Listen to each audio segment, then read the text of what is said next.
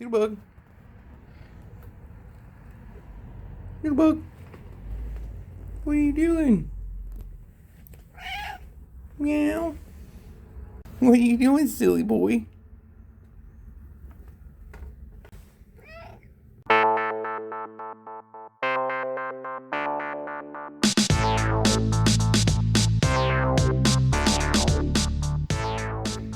Hello, Lego fans. How are you doing? Hope you're doing well out there today. My name is Andy, and let's talk about Lego. Well, guys, if you're not subscribed to my channel, I invite you to do so. We're getting up to almost 1,100 subscribers, on our way to 1,500, and it's going up ever so slowly. So get on there and get that, hit that subscribe button. I do appreciate it. And if you enjoy the video, of course, you want to subscribe, but then you also want to hit that like button as well. Well, as you can see, I was talking about this last video about expanding my raised line. And I thought, well, why don't I lay it out and see if I can do it? And I think I can do it, because stretching this straight track across from there, I just put one curve there, then a bunch of straight track, and then another curve on this end, and it come out exactly over top of this track where I wanted it at, which was awesome. The only problem, well, I won't call it a problem. I'll call it a temporary hitch or whatever you want to call it, but I'm sure I can figure it out with your help, especially. Supports for the road, because obviously I can't put supports on the middle of the road like that.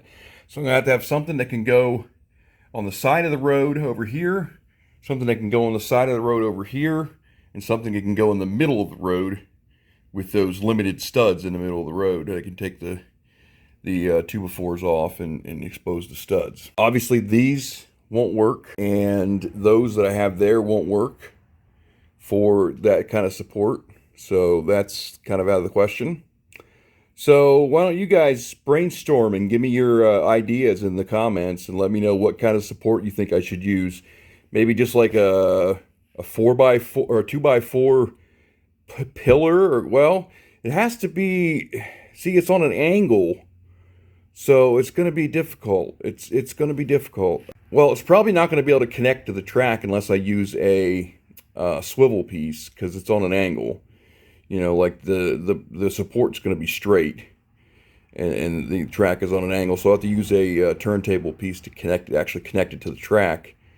But so what do you think, like a 2x4 pillar, or a 2x2 pillar, or two 2x2 pillars, or a fancy masonry brick pillar, or I don't know. I mean, I want it to look good. I want it to look nice, not just a support, but, you know, be aesthetically pleasing as well, you know, like the supports I have. But it just has to be the one right here at the on this side of the roadway, because we'll put one there, then we'll put one in the middle of the road, then we'll put one here on this side of the road. Actually, well, if we go from the middle of the road to here, that would be too far a stretch. So we definitely need something here at the edge of the road. But overall, I think, you know, that curve coming this way lines up with that track over there.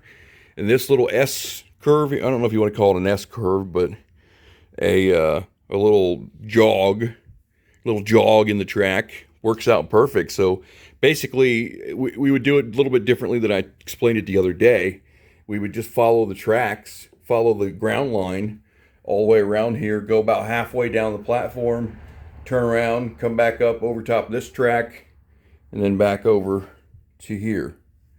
And that would expand out the raised line to include this platform.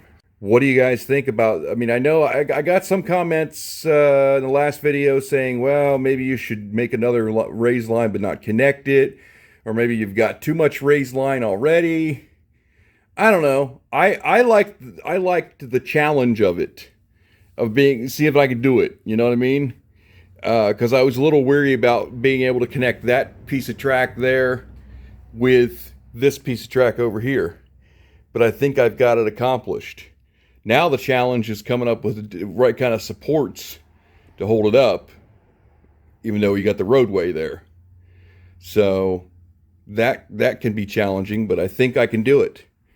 Like, take your suggestions and come up with my own ideas, and I think both of us together can come up with a sufficient idea to make that happen. And then, wouldn't that be cool though? The train can go around here, and then it could come into here, go halfway around there, and come back. And I think it would be pretty cool. I don't know. Like I said, I mean, I like the challenge of it. I think it would be cool in the end. But I mean, mostly we're just going to be going right over top the track, the round line. So, but I think that's cool too, having it like a double decker, a double layer of track, sort of, kind of. I've still got a bunch of these guys right here, these truss pieces with I guess they call them lattice of some kind. I've still got a bunch of those, but I probably have to order more to do this entire layout that I have planned. I'll probably have to get more flat tiles, 2x4s, 1x4s, 1x3s, and all that stuff to ballast the track. I guess that would basically be it. Well, I got to buy more. No, I got to buy more track. I got to buy more straight track. I've got a whole boatload of curves, but I'd have to buy straight track for this section right here, and then straight track for that section, straight track for the section coming back, and then big long straight track for here. So I'd probably need another 50 pieces of straight track, probably, or close to it, to make this happen. So I don't know if this is something I'm going to be able to do immediately, because I've already got an order put together right now, a new Lego order.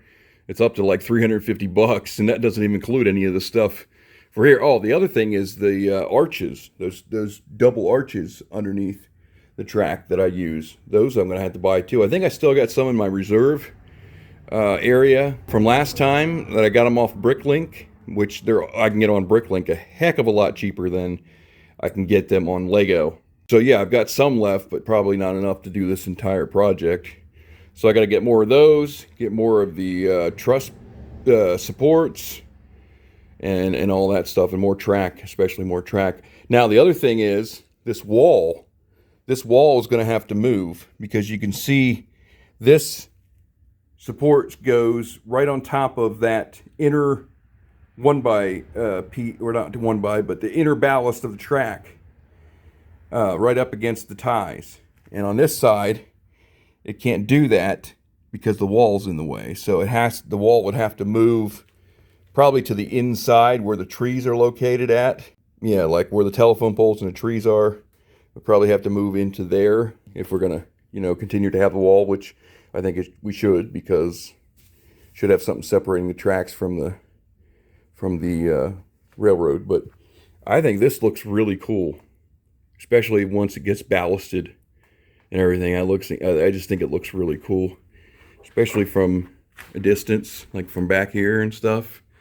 And if you had actually had the track running down through here and down there on the other side, I think it would just look awesome. It would just be a kind of weird shape, but it would work, So it's like challenge accepted, right?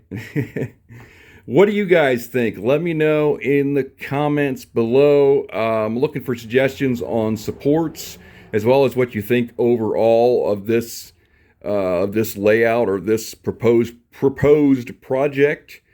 I had to steal the straight track here from the Winter Village, because that's the only straight track I had. So it was just enough. It was just enough to do that right there.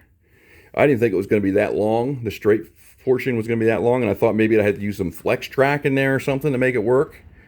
But it came out with just using those two curves. So I'm pretty tickled. So anyway, guys, let me know what you think in the comments, and I'll try to get some more done here with the ground line, and possibly some more road plates in there, and contemplate what I'm going to do with this project, and what parts I'm going to order. Maybe I'll scratch it, because I had like a $350 order ready to go, but I think I might scratch that in place of getting more of the parts needed for this project if I move forward with this project. Because a lot of the stuff I'm buying is like, I'm buying like light gray slopes for my mountain, which probably won't be used for a while, and stuff like that. So I could probably switch it up and get the parts for this if I'm going to, like I said, if I'm going to proceed with this. So anyways, I'm rambling.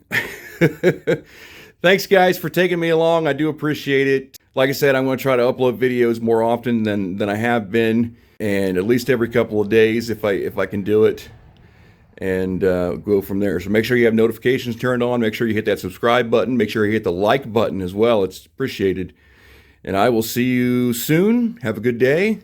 Take care of yourselves. And let's talk about Lego. See you guys.